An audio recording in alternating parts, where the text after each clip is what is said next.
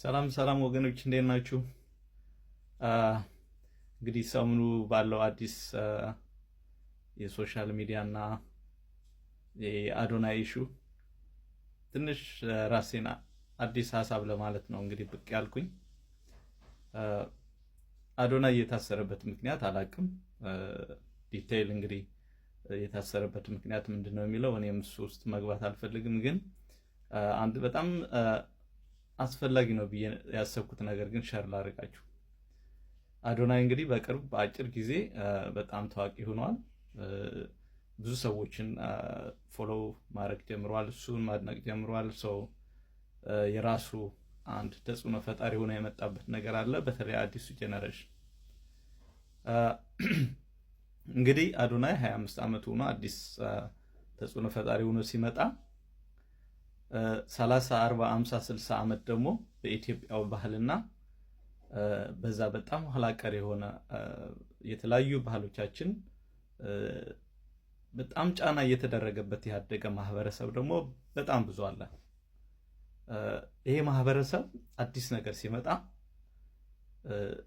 ያደገበት አስተሳሰብ ላይ በጣም በተቃራኒ ሆኖ ያየው ነገር ማንኛውም ነገር ጠቃሚም ቢሆን ከመቃወም ወደ ኋላ አይልም። ሰው ያ ማህበረሰብ ክፍል አዲሱ ነገር መጣብኝ ብሎ አዲስ ነገር ይዞ ለመጣ ሰው መቃወምና መተቸት ከዛም አልፎ እንግዲህ ጉዳት ለማድረስ ሊሄድ ይችላል። ሰው ያ ማህበረሰብ የተለየ ነገር መጣብኝ ብሎ በማህበራዊ ሚዲያም በተለያዩ ነገሮች ሲናገር ወይም እነዛ ሰዎች እንደዛ ብሎ ሲያወሩ መንግስት ላይም ጫና ይፈጥራል። አጠቃላይ ማህበረሰቡም ደግሞ ቆም ብሎ እንዴ ምንድነው አዲስ ነገር ተፈጠረ እንዴ ብሎ እንዲያስብ ያደርጋል።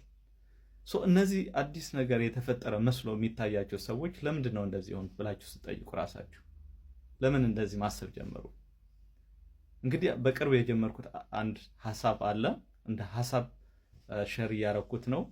የኢትዮጵያ እስካሁን ያለችበት ደረጃ ዋነኛው ምክንያት በጣም ኋላ ቀር የሆኑ የባህላችን አስተሳሰቦች ወይም ደግሞ ባህላችን ነው የሚል አረዳድ ላይ ደርሻለሁ።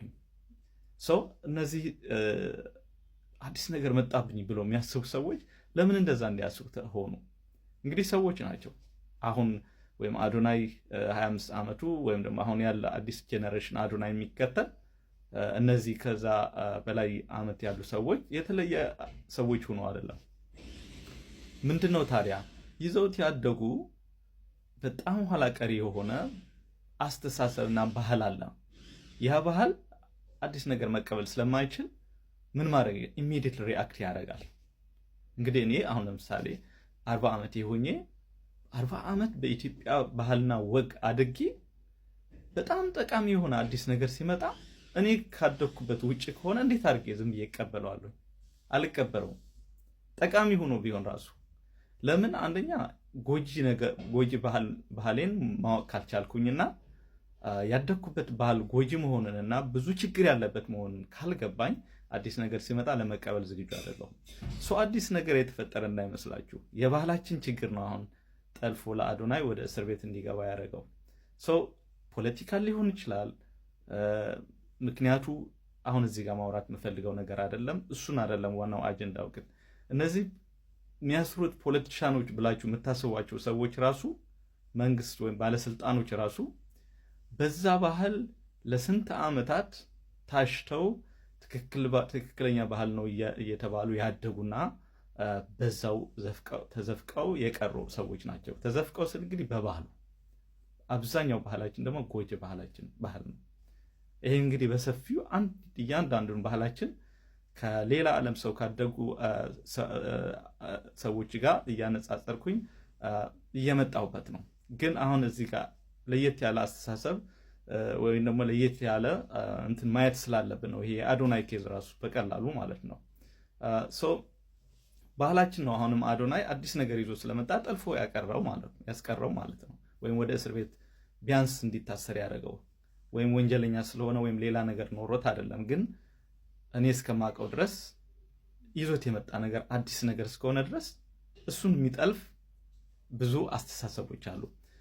እነዚህ የአዶናይ በተቃራኒ የሚያስቡ ሰዎች ለምንድን ነው እንደዚህ ያሰቡ ብላችሁ ብሌም ብታደርጓቸው ምንም ለውጥ የለውም። ኢንታየርሊ አብዛኛው የኢትዮጵያ ሕዝብ በዛ አስተሳሰብ ያደገ አብዛኛው ሰው ብሌም ማድረግ እንደማለት ነው። ያ ደግሞ ብሌም ብናደርገው ሕዝቡን አይደለም ብሌም ማድረግ ያለበት፣ እንደ ባህል ግን ኢንታየርሊ ባህሉን ብሌም መደረግ አለበት። እያንዳንዳችን ደግሞ በአዲስ አስተሳሰብና በአዲስ ባህል ለመምጣት ካልተነሳ ነው ሁሌ ማንኛውም አዲስ ነገር ይዞ የመጣ ለውጥ ያመጣ ወይም ለመቀየር ያሰበ ሰው እዚህ ጣጣ ውስጥ መግባቱ አይቀርም። ፕሊዝ ጋይስ ይህ አዲስ አስተሳሰብ ወይም ደግሞ አዲስ ባይሆንም ብዙ እንደዚህ የምታስቡ ካላችሁ ይሄ ባህላችን ትልቅ ጣጣ እየፈጠረብን ያለው ትልቁ ችግር ባህላችን እስከሆነ ድረስ ባህላችን ለመቀየር ሁላችን እንነሳ። አስተሳሰባችን መጀመሪያ እንቀይር፣ ባህላችን ለመቀየር እንዘጋጅ። ለምን ሌሎች አገሮች አደጉ ብለን እናስብ።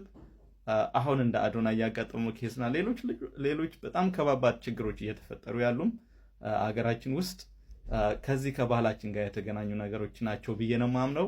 እዚህ ላይ እንግዲህ ሀሳባችሁ ስጡኝ፣ በደንብ ዲስከስ እናደርግበት። ለዛሬው ግን ይሄን ለማለት ነው እዚህ የመጣሁት። አመሰግናለሁ። በያላችሁበት ሰላማችሁ ይብዛ።